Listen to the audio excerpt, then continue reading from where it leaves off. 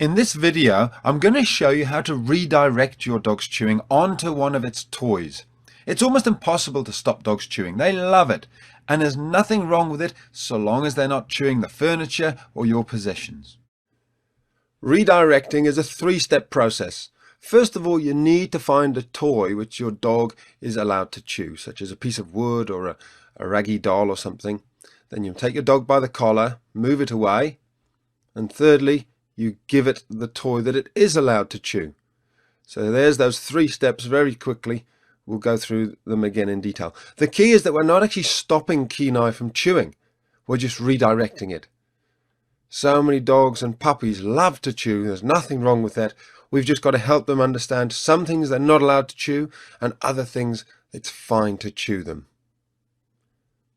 Here we are a little bit later on in the consultation, and Kenai's chewing the table again. This is one of the big issues with Kenai. He's been chewing the table for several months, so it's a habit that's going to take a few hours at least to break. All we do is move him away very quietly and calmly. We don't give him any attention by speaking to him, and we simply redirect him back onto his stick, and look how quickly he trots off with it this time. Again, Kenai just needs to be shown the correct way to behave. He doesn't need to be shouted at, he doesn't need to be tapped on the nose. He just needs to be shown a kind and gentle way to behave correctly. As with all things, practice makes perfect, so take your time, stay calm, and just keep giving your dog the same calm, consistent consequences of actions, and your dog will get it in the end. If your dog insists on chewing the couch after you've redirected them onto their little chew toy, then you can consider putting them into an isolation.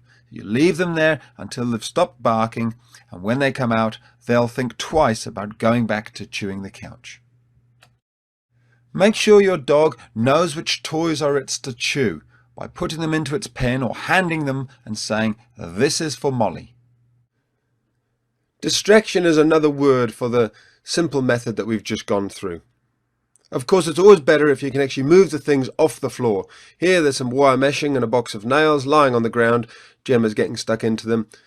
We all leave things around, but if you can move things off the ground, do that. It's so much simpler. It keeps you sane, it keeps you calm, and it prevents the dog from ever even making mistakes. Set your dog up to win.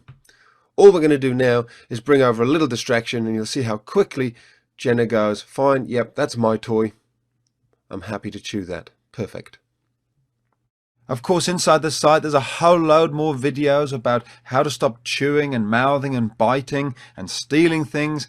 But just remember, there's always those practical things such as not leaving things around on the floor. And the most important thing of all is establishing yourself as the pack leader.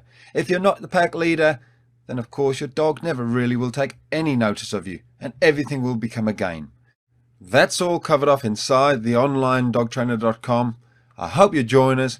We're going to have lots of fun together.